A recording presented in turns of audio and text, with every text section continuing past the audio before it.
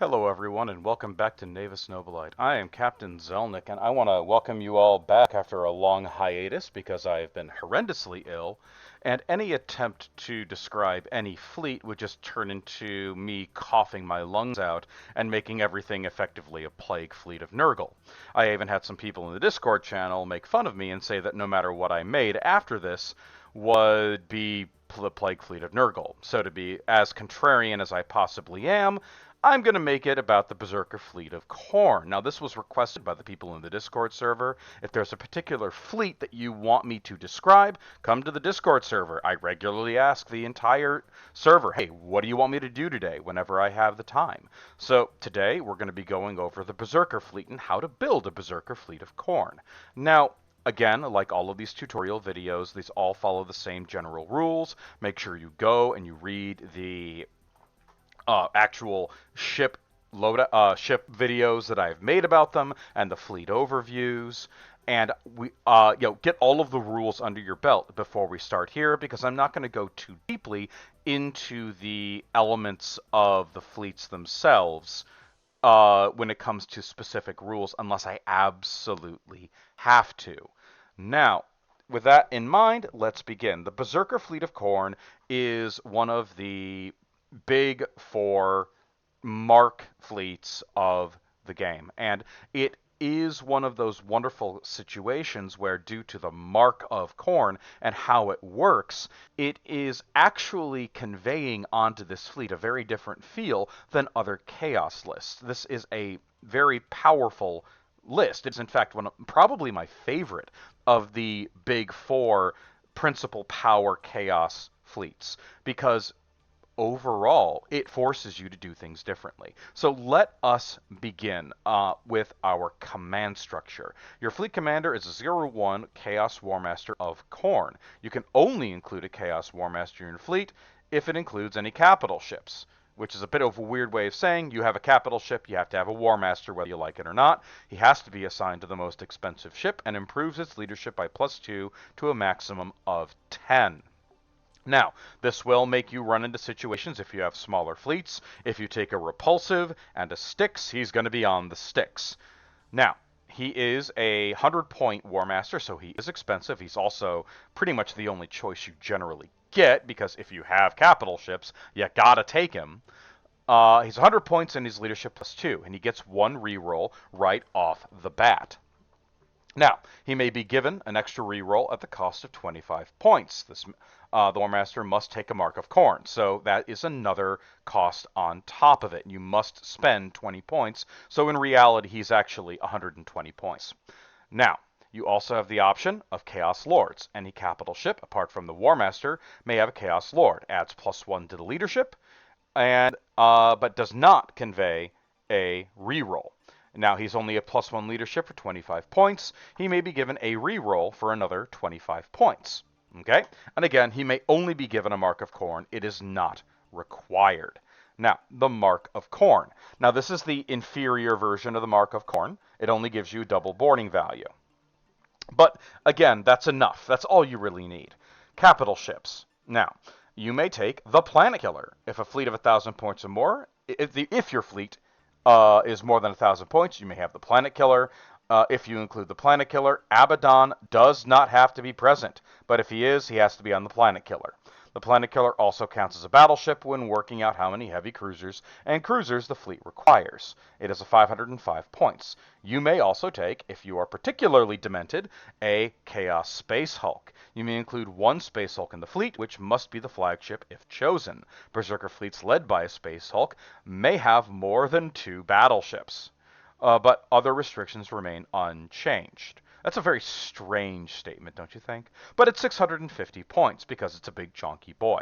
All right, battleships. You may include up to 1 battleship in your fleet for every 3 cruisers or heavy cruisers.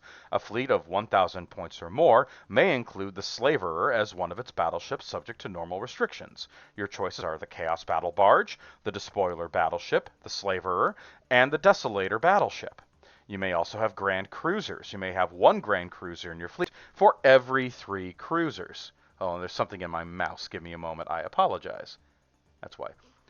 There we go. Perfect. Alright, you can have a Retaliator, a Repulsive, a Vengeance, or an Executor. Note, the Retaliator is going to be your best friend in this fleet. I'll explain later. Heavy cruisers, you may have up to one heavy cruiser for every 2 cruisers, which is the normal spread that you can take. The Styx, the Hecate, the Hades, or the Acheron. You may have 0 to 12 cruisers, putting a limit on the number of cruisers in your fleet. You may have the standard spread of Chaos cruisers, the Devastation, the Carnage, the Inferno, the Murder, or the Slaughter. Now, Chaos Space Marine crews. Any capital ship may be designated as having a World Eater Space Marine crew at 35 points. The ship will be subject to the Chaos Space Marines rules on 218 and 219. A ship with the World Eater Space Marine crew may have a Mark of Khorne.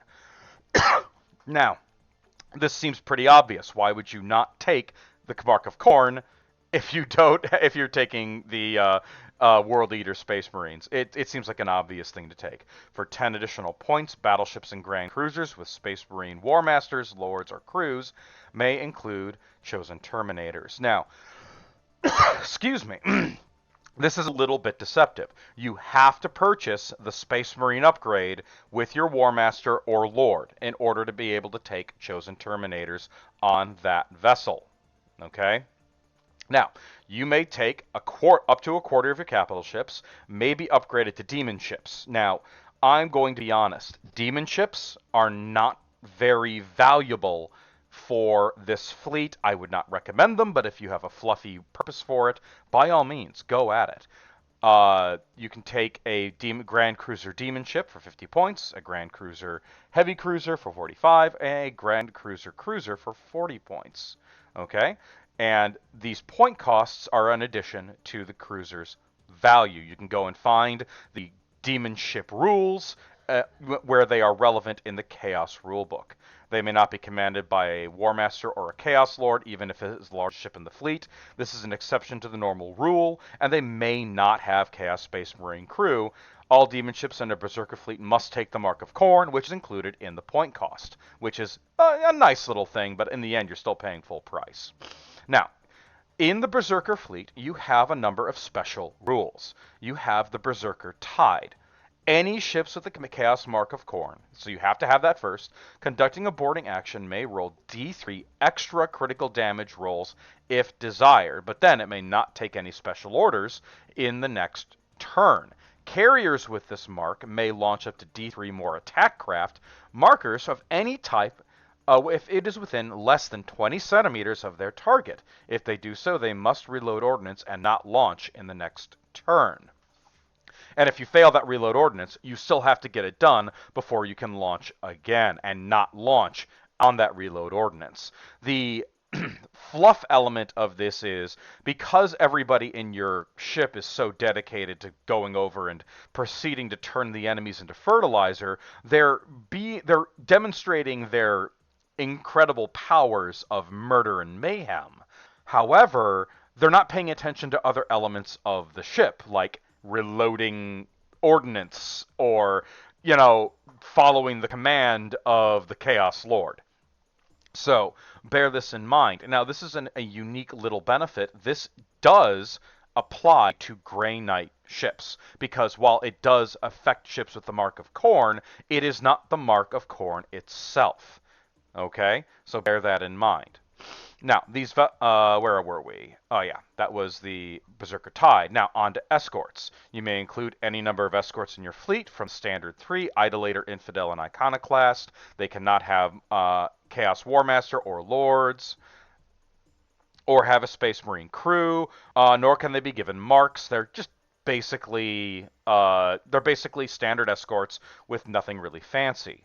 Now, ships with launch bays have the standard ordnance. The ship with Chaos Space Marine crew may be equipped with Thunderhawk gunships, but if so, it must only carry Thunderhawks and not launch the others. Furthermore, capacity launch bay is half rounded down.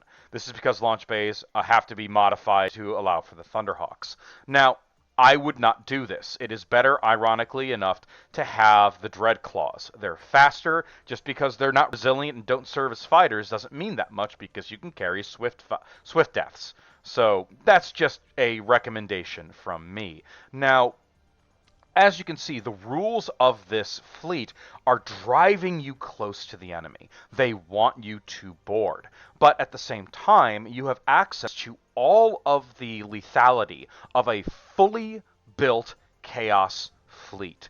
And the Mark of Khorne, being pretty darn cheap, is one of the most easily taken marks for Chaos. So you can actually, well, while you won't necessarily be the largest fleet, the ships that you do designate with your Marks of Khorne, or you designate with your Chaos Space Marine crews, will be particularly valuable. And there are a couple of ships that kind of stand out in this fleet that really kind of bring home the bacon, so to speak. And that would be the Retaliator Grand Cruiser and the Slaughter class cruiser. Now, the reason being, that was not what I wanted it to do. Let me quickly go back while I explain. The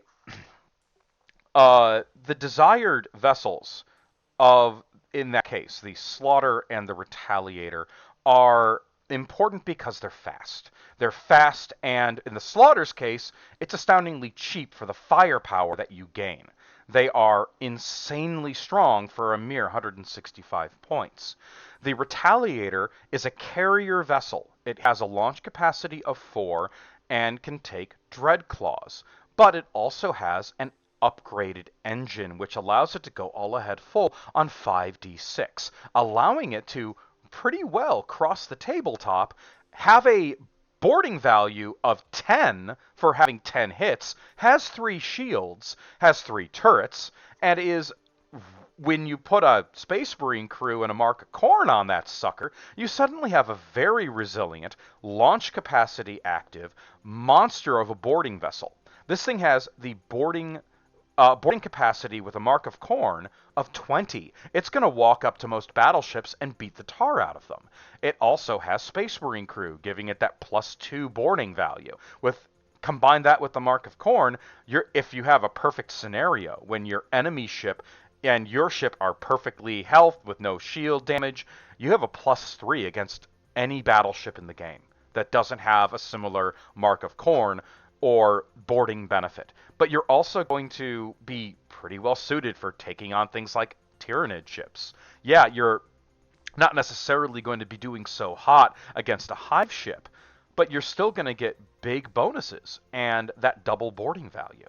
It is a great Khornate vessel, and something that you absolutely should consider, at the very least, putting a Chaos Lord on, if not your actual Chaos War Master. So let's build some fleets. Let me pop up my calculator for all of you to witness. Give me a few seconds here. Come on, OBS. Don't let me down. Here we go. Welcome to the wonderful world of the calculator. Now, we are going to make a 1,500 point fleet with, as I demonstrated, a Retaliator class Grand Cruiser and some Slaughters. So we have to take what we have to take, right? We are stuck with taking our precious War Master because he doesn't want to be left out of the battle. So he has 100 points, and he has to take 20 additional points for the Mark of Khorne. But that's really all we need. Now, let's take some Slaughters. Why Slaughters? Because Slaughters. Slaughters are fast, cheap, and they get in nice and close. They also have enough firepower to distract our enemy. They can't ignore Slaughters. If they ignore Slaughters, then they are allowing vessels with battleship-grade firepower to get in close to their fleet. So let's take a group of 4 Slaughter-class cruisers for now. We can always take more later. We're sitting at 615 points. Now, we're going to next take our Retaliator. This is so far our most expensive ship, sitting pretty at 875. I need this ship to have a Mark of Khorne, and I need this ship to have Chaos Space Marine crews. I need all of the benefits that I can on this vessel.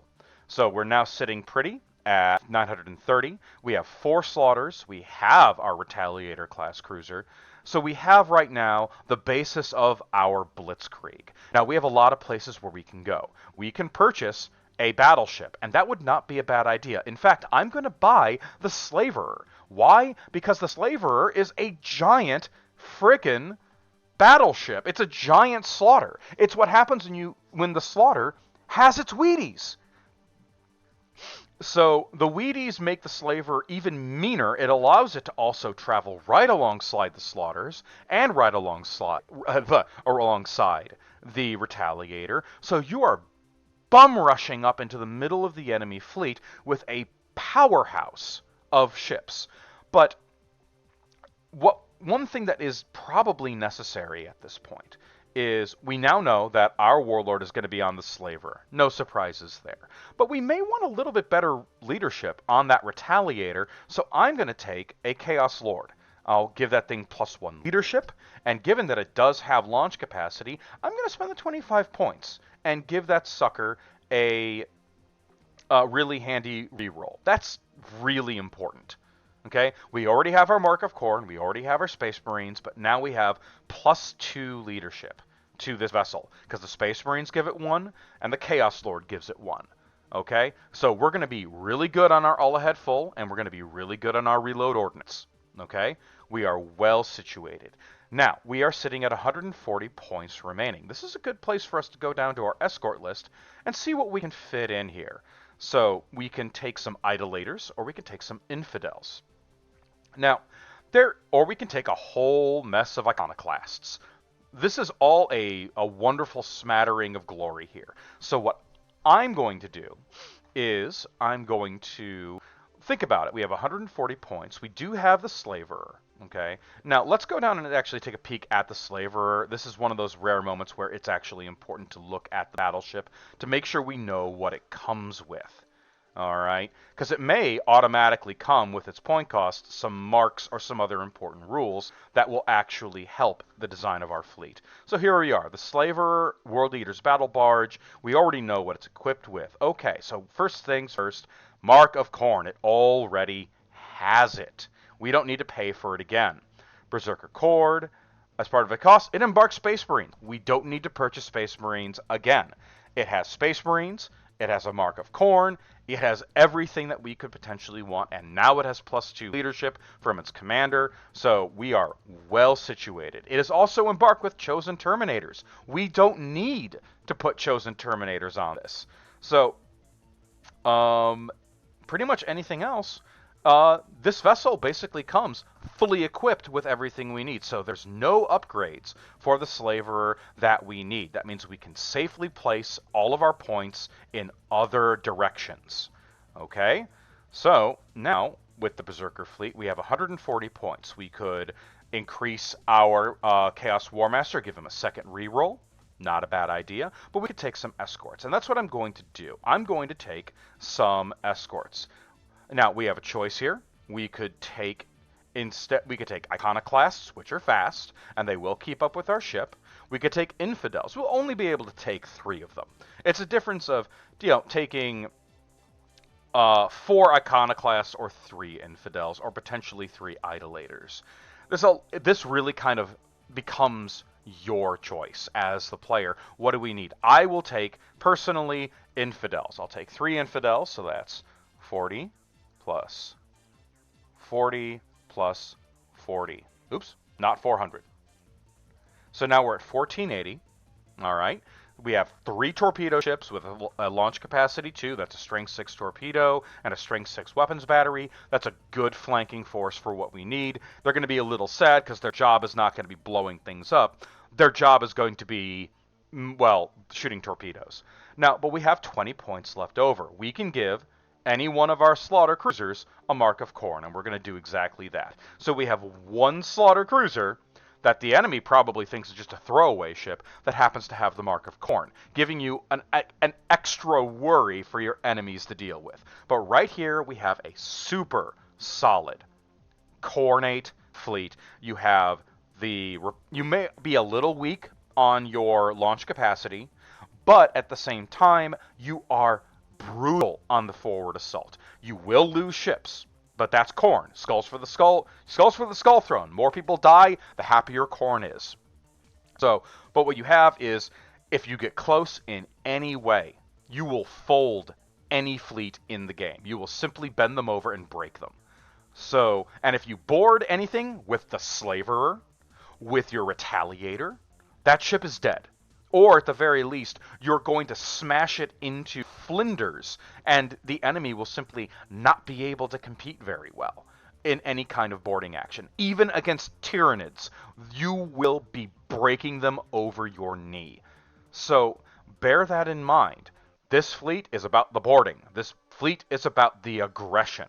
Now, another thing to consider, you have the entire lexicon of Chaos vessels to play with. You can make an entire Berserker fleet and give it no marks of Khorne and no uh no chaos, chaos lords and nothing Khornate about it, and still have access to the Slaverer, which is a great battleship. So long, because that will be the only thing that will really have your Mark of Khorne on it. But this fleet has all the toys. 100% filled with the toys. You can make it any way you want. So we're going to do one more fleet here, but this one's going to actually focus around the Chaos Space Hulk.